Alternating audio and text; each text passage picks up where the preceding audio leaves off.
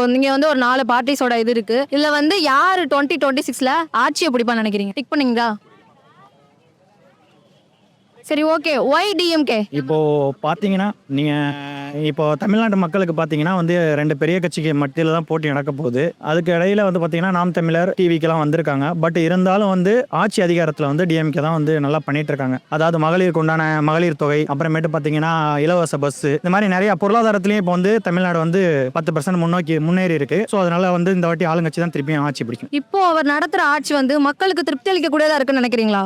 எந்த ஒரு மனிதனுக்கு வந்து எது கொடுத்தாலும் திருப்தி ஆகாது. பட் ஆனால் ஆட்சியை பொறுத்த வரைக்கும் முன்னாடி இருந்ததுக்கு இப்போ வந்து ஓரளவுக்கு திருப்தியா இருக்கு. அதுக்கு வந்து ஒரு 60% சொல்லலாம். ஓகே, இப்போ வந்து முன்னாடி இருந்த ஆட்சியை காட்டிலும் இந்த ஆட்சியில நிறைய லேக் இருக்கு அப்படின்னு வந்து நிறைய பேர் கருத்து சொல்லியிருக்காங்க. அதை பத்தி நீங்க என்ன நினைக்கிறீங்க? திருப்பி இவங்க வந்து ஆட்சிக்கு வந்தா இந்த மாதிரி தான் நடக்கும்னு நினைக்கிறீங்களா? எந்த கட்சி வந்து அந்த மாதிரி நடக்காம இருக்கு. ஸோ அதனால எல்லா கட்சி வந்தாலும் அவங்கவுங்க அவங்களோட இதை பண்ணதான் செய்வாங்க. பட் ஆனால் மக்களுக்கு வந்து ஓரளவுக்கு உண்டான திருப்தியான ஆட்சி இருக்கு இந்த ஆட்சி.